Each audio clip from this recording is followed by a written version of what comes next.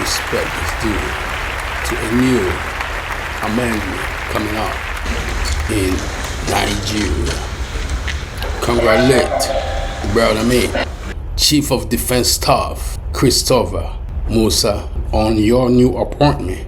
But I see the big differences from someone who spent his time in the military, come to that level of Chief of Defense Staff of Nigeria Armed Forces, and just political appointment was given to a Minister of Defense.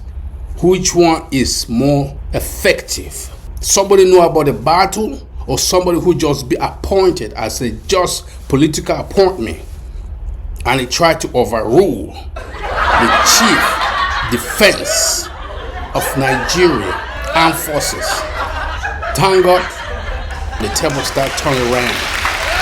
And my congratulations go to our President Ahmed Bola Tinubu for his restructuring.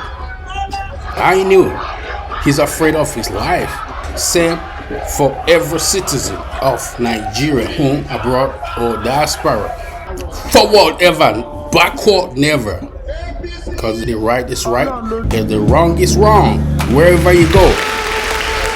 Political appointment, Minister of Finance, Minister of Information, Minister of Education. These are the political appointment, and he is overruling. But anyway, thank God the restructuring and the reformation is taking place. I congratulate every one of you there.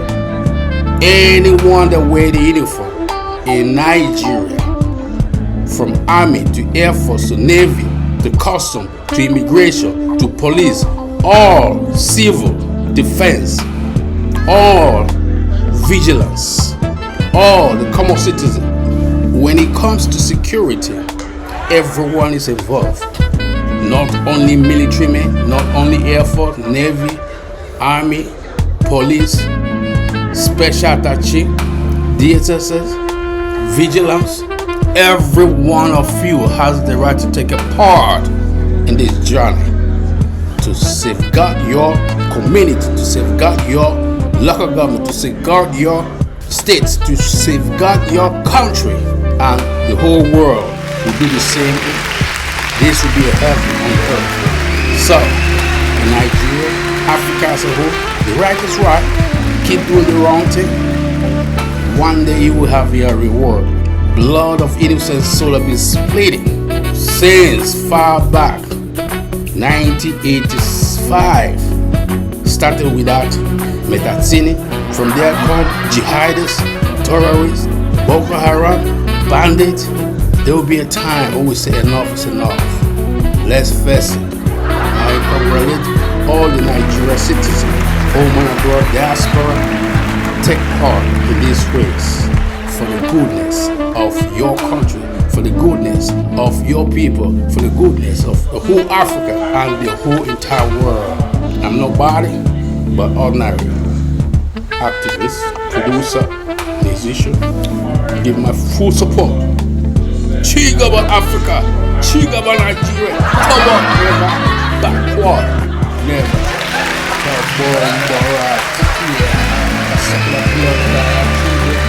Rise up, my people. Take your stance again. It is our place of birth. We must take a stance against insurgency.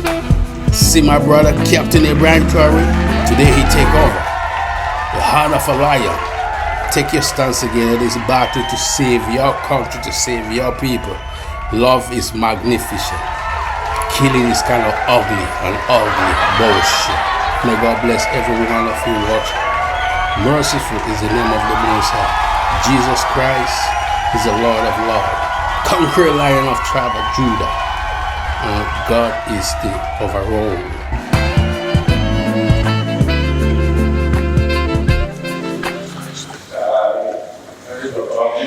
those countries where they have been helpful and their allegiance to the Federal Republic of Nigeria, and that I will preserve, protect, defend the law of the Federal Republic of Nigeria. So help me God.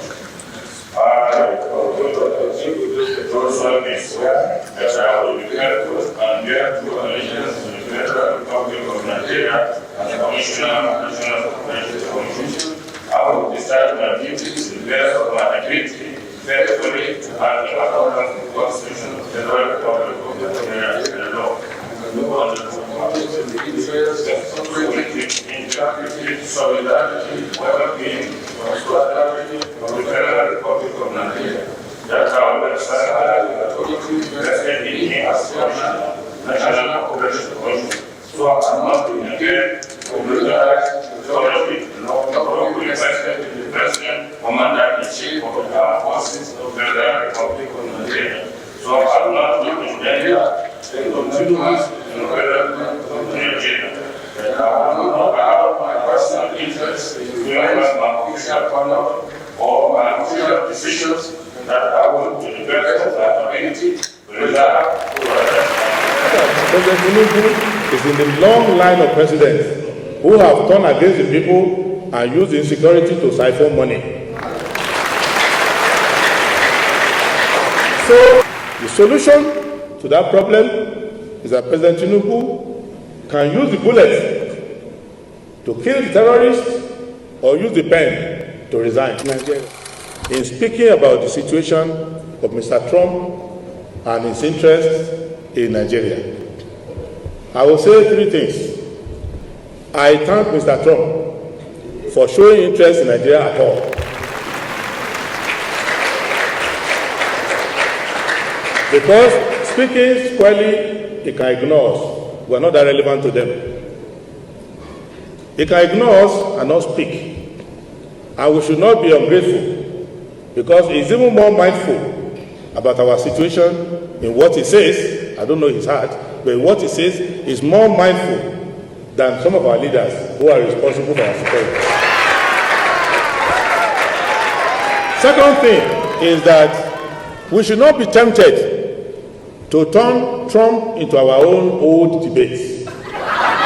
There is no solution that can come from Trump or anybody that want to help only one section of the country to survive insecurity without helping the other section. It is not possible. Even the Pope cannot do it. To come and rescue Christians in Nigeria and not rescue Muslims or rescue other people. So we must not use the Trump intervention as a basis to litigate our hatred for each other or our old grievances. It should not become a Christian, Muslim, whatever debate. It's an insecurity question. So we must, if anybody wants to come and help us, that methodology means that we want to help every Nigerian. We cannot help one person or the other except particularly next of it. Lastly, our government should be in shape.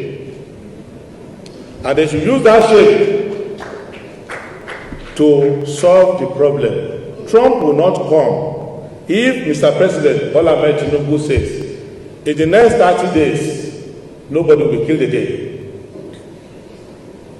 It will take America up to 60 days to put their command everywhere together. In that short period, you can restore order in the country if you want to. But what they are doing now, they are using the security as an excuse to loot all the money.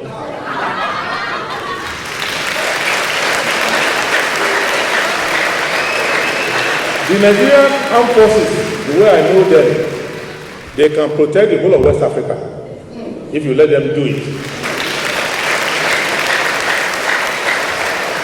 But they cannot protect their own barracks if you say they should not do it. So it is clear that President Tinubu is in the long line of presidents who have turned against the people and used insecurity to siphon money.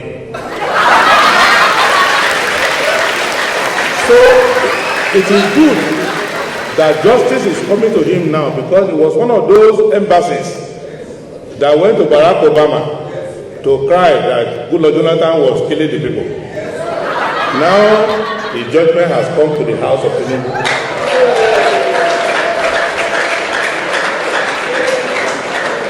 And last point, let nobody come and argue about sovereignty too much.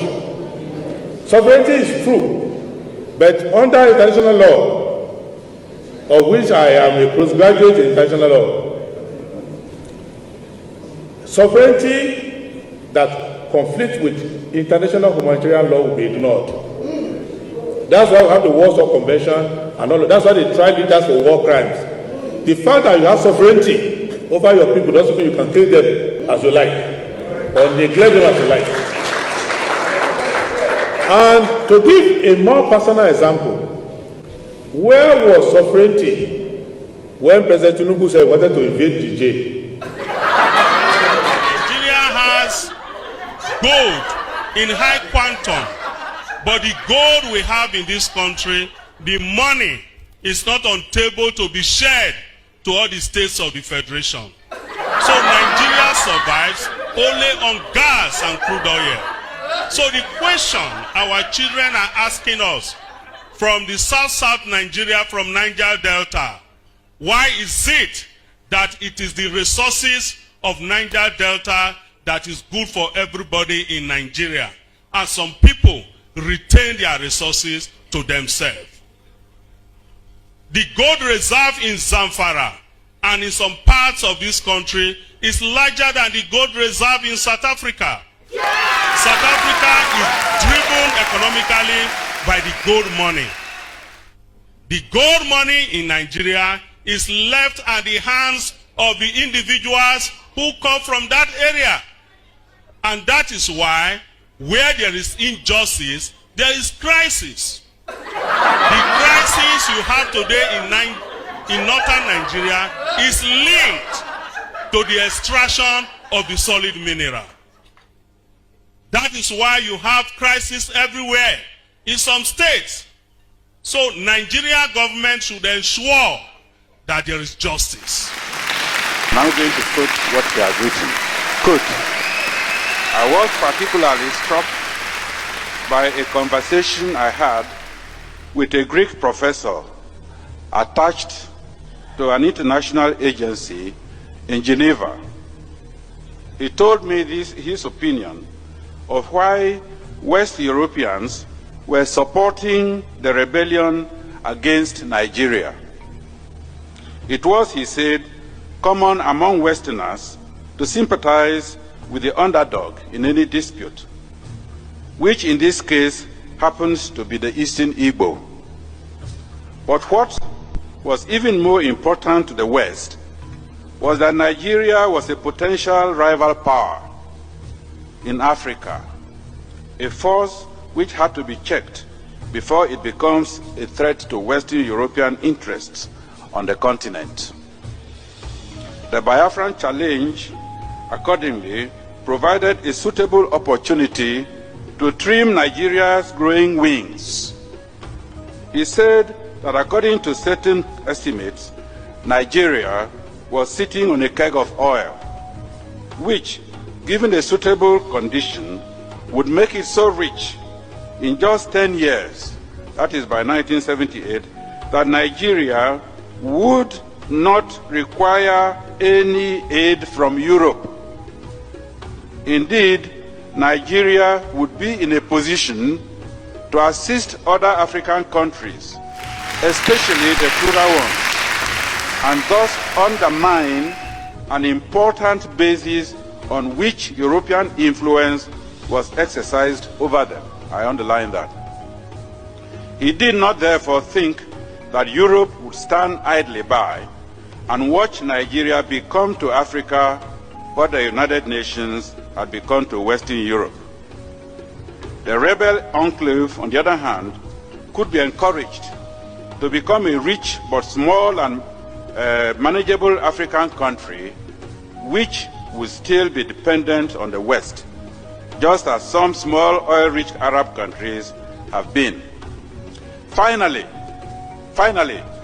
he assured me that whatever happened in the future, the West would never allow Nigeria to develop to a position where its wealth and power would threaten West European interests in Africa.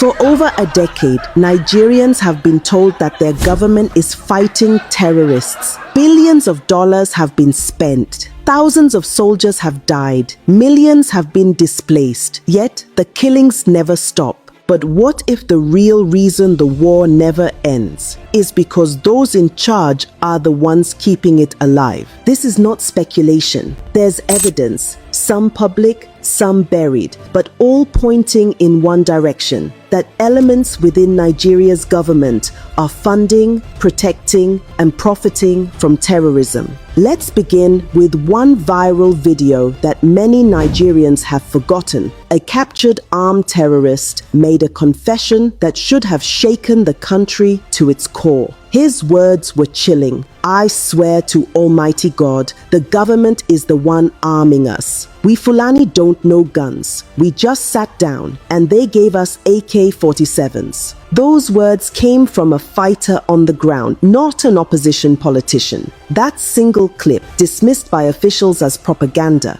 aligns with reports from both military insiders and international observers. Former Defense Director Major General John Enenche, retired, and security analysts have publicly said that the Nigerian government knows the sponsors of terror but refuses to prosecute them. A 2021 Punch report quoted retired Navy Commodore Kunle Olawunmi saying, "They know the names of the sponsors." The Department of State Services, DSS, has the list, but the government lacks the courage to act. This confession wasn't new. For years, Nigerian security officials and insiders have quietly said the same thing, that the state is protecting those who fund the violence. In 2022, the United Arab Emirates released a list of 6 Nigerians it found guilty of funding Boko Haram. The list came after a lengthy investigation involving the United States Treasury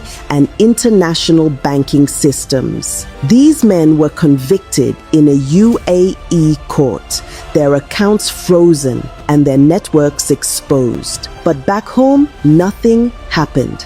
The Nigerian government didn't arrest them. It didn't even open a local investigation. The US Treasury Department publicly released the same names under its sanctions list, warning that these individuals were operating with the knowledge of high-level political cover. Still, nothing. That silence was not an oversight. It was a decision. Terrorism is expensive. Guns, vehicles, logistics, ransom payments, they all cost money. And that money doesn't move through the desert, it moves through banks. According to Premium Times and Reuters, Nigerian banks have handled suspicious transactions linked to ransom payments, gold smuggling, and arms importation. The United States even shared intelligence with Nigeria's financial agencies, identifying accounts suspected of terrorism financing, but no prosecutions followed. The Economic and Financial Crimes Commission, EFCC, knows the accounts. The Department of State Services, DSS, knows the names. Yet no one acts. Because in Nigeria, terrorism isn't just a crime, it's a business. It doesn't stop there. In 2021, the Cable and Daily Trust reported that the federal government paid 800 million naira to bandits for the release of Kagara students in Niger State. The deal was labeled a peace negotiation, but security sources confirmed it was ransom money. Imagine that. Public funds going straight into the hands of killers. The same killers who months later returned to kidnap more students in Tagina and Kaduna. Meanwhile, the government launched the so-called rehabilitation program for repentant terrorists. Some were sent abroad for foreign education under the Senate's Operation Safe Corridor initiative, a program that rebrands murderers as victims and victims as collateral damage. As one angry Nigerian said online, "So a farmer whose family was killed gets no compensation, but a terrorist gets a scholarship. A former Air Force intelligence officer once described it perfectly. This government is fighting terrorism with one hand and feeding it with the other. The deeper you look, the clearer it becomes that this is not negligence, it's partnership. In 2021, Nigeria's Minister of Communication, Isa Ali Pantami, faced global outrage after reports surfaced of his past sympathies for jihadist groups. Old sermons where he praised Al-Qaeda and the Taliban resurfaced, and citizens demanded his resignation. He admitted making mistakes, but remained in office, shielded by the presidency. To the international community, this was a red flag. A man once accused of sympathizing with global terror networks remained part of the same government claiming to fight terrorism. Or Lai Mohammed, the then Minister of Information, who in 2023 publicly admitted that Christians were indeed being targeted in Nigeria, effectively confirming what the government had denied for years. Yet again, no action followed.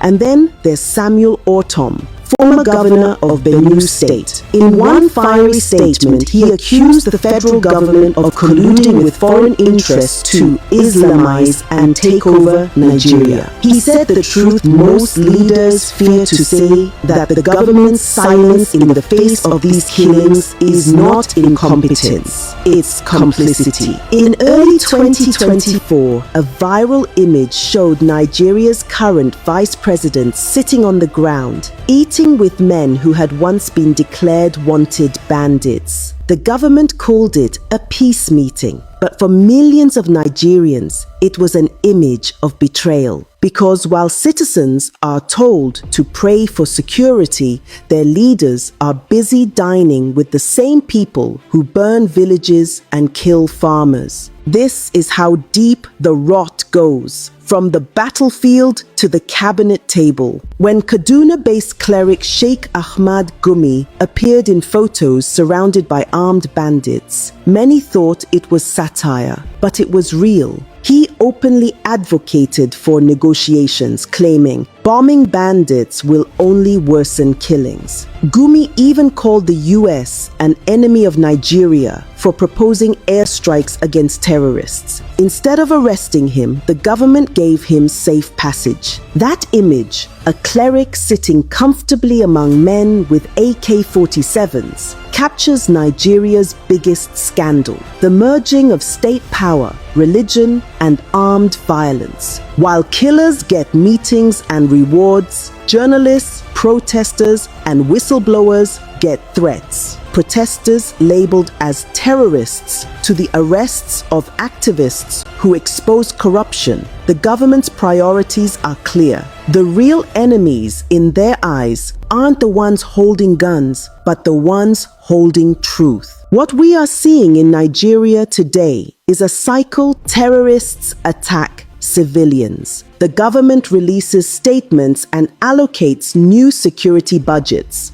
Part of those funds are siphoned off through fake defense contracts and corrupt procurement. The rest ends up paying ransoms, buying silence, and arming the next set of killers. Every tragedy becomes an opportunity to make money. Every crisis becomes a contract. That is why the war never ends. It was never meant to. The UAE released its list of terror financiers. The US raised alarms. The EU called for independent investigations. But the only reaction from the Nigerian government was that such reports were damaging Nigeria's image. But let's be honest, what image is left to damage? Soldiers die in ambushes because their rifles jam. Villagers are forced to pay protection money to armed groups, and the same terrorists are invited to peace meetings. It's not the reports damaging Nigeria's image, it's the reality.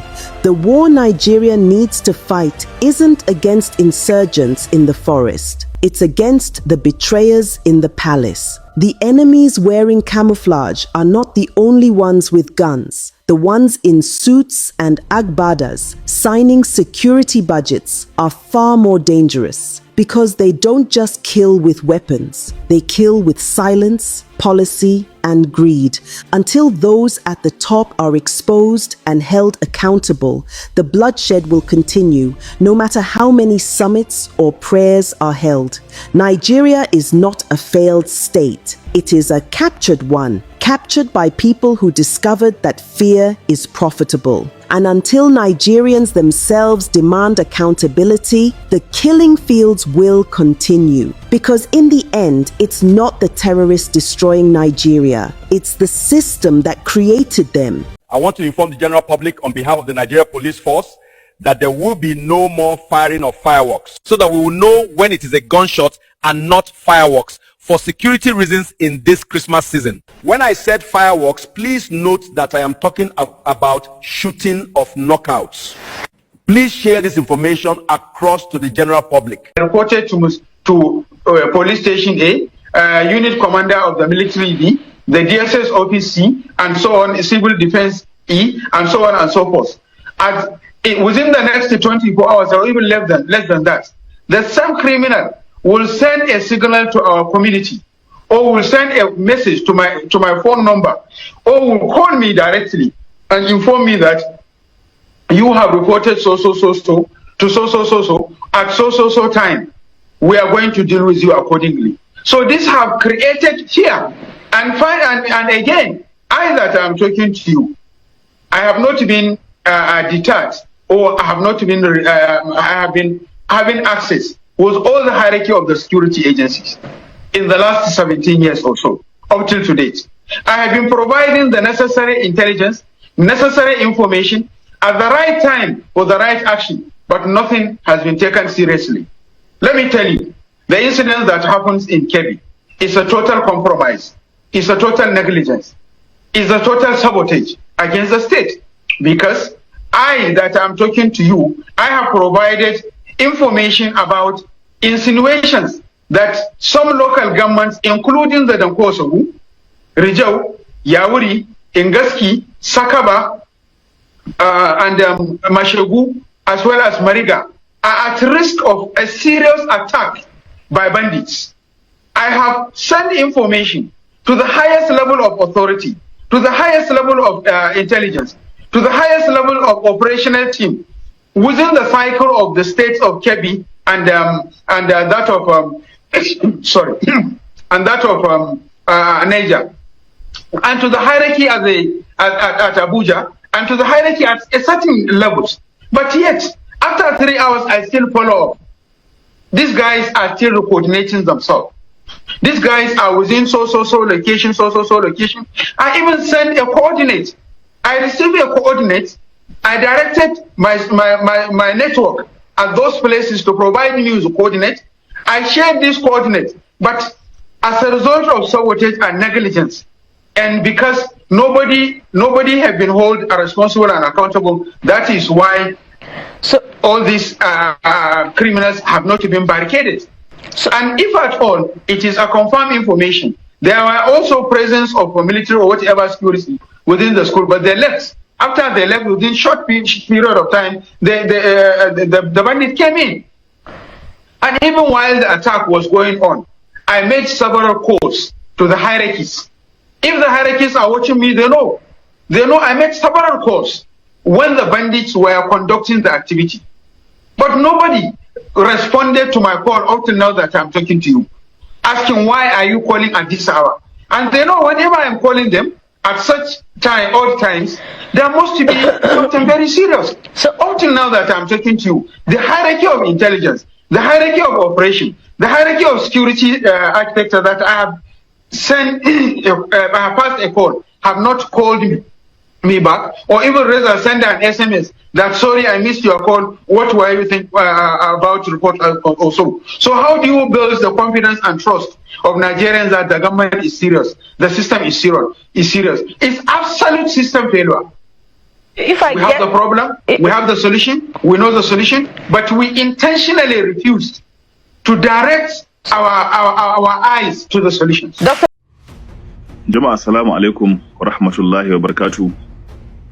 Yanzu muke samun rahotanni suke shigowa cewa nan BBC ta dora babban hafsan hafsoshin Najeriya wato shugabar rundunar sojojin Najeriya gaba ɗayanta ya bayyana kafafen yada labarai yana nuna cewa ya kamata kowane ɗan Najeriya ya koyi dabarar kare kai. Ya kamata kowane ɗan Najeriya ya koyi dabarar kare kansa. Ya kamata kowane ɗan Najeriya ya koyi dabarar kare kai. Ni Allah ya sani ina gode masa shi Christopher Musa da ya wannan maganar. Ina kuma yi mai addu'a Allah ya saka masa da alkhairi. Da ya sauke nauyinsa na cewa 'yan Najeriya kowa ya koyi dabarar kare kansa. Ba ƙaramin namijin ƙoƙari ba da ya faɗi wannan maganar. Ana cikin wannan rantsi ya fito yayi wannan maganar. To ba ƙaramin ƙoƙari ba, da yawa ba kowa ne zai gane ƙoƙarinsa ba, amma dai duk masu hankali da nazari za su gane ƙoƙarinsa. Wasu wani nauyi ne sauki wa al'umma. Wasu abubuwa ne suka taho kuma yake gallon girman su kuma ya kamata ya sauke nauyinsa ta haka. Amma babban abin da nake kira gare shi shine mu bi umarnin mu amfani da wannan maganar da shugaban sojojin Najeriya ya faɗa, kar mu ɗauke ta da wasa. Kowa ya je ya duba yadda zai yi, musamman ga mutanen da suke wayannan ƙauyuka su Zamfara, na su Sokoto, na su Maiduguri, Niger, Katsina, Kaduna da ragowar wurare da suke da fama da wannan tashin hankali. To ku daina tunanin cewa za a zo a taimake ku kamar yadda dama kowa da yake wannan yankin tun ya riga ya cire ransa da wannan. Amma wannan magana ta fito daga bakin wannan haziki ya fito da ita cewa kowa ya koyi dabarar kare kai, to ya sauke nashi haƙƙin. Kuma dan Adam da Allah ya yi shi da kwakwalwa ya yi shi, kuma ya yi shi ne ba kullalle ba. Duk sanda ka kulle wa dan Adam tunaninsa to zai buɗe ta wani gurin. To ka zauna a ta kashe ka, ka zauna a kashe ka, ka zauna a kashe 'ya'yanka, ka zauna a kashe danginka, ka zauna a kashe a maka genocide ɗin da ake yi a Gaza. To wun kai wannan kuma yanzu kai ganganci. Saboda haka dabarun kare kai shine kowanne yayi kokari zauna da mutanensu a ƙauyukansu, su tattara matasansu, su zauna su ga yaya za su kare ƙauyensu. Kowanne al'umma su zauna matasansu da dattawan unguwa, ku haɗu gaba ɗayanku, ku zauna ku shirya yadda za ku kare al'umma, ku kare jininku. Kuna kallo da Falastinawa suke.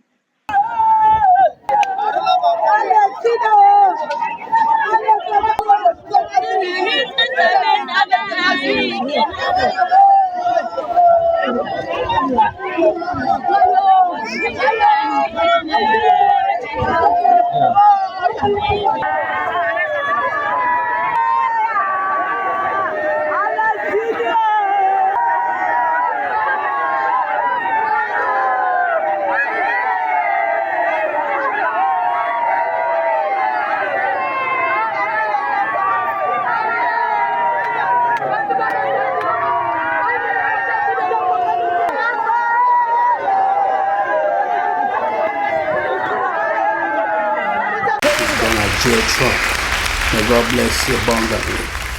Please accept what the President of the United States of America, Donald J. Trump, tried to give a hands intervention for the goodness of all Nigeria, of all Africa. When it stands for love, love has no border. We're going to Tiger DC right here in Washington, DC.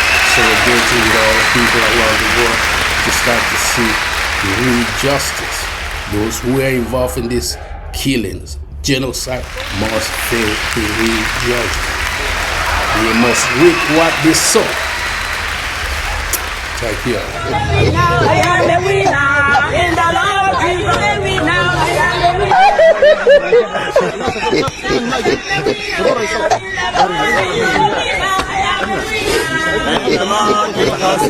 I am the winner. In the Lord Jesus, and the way, Lord.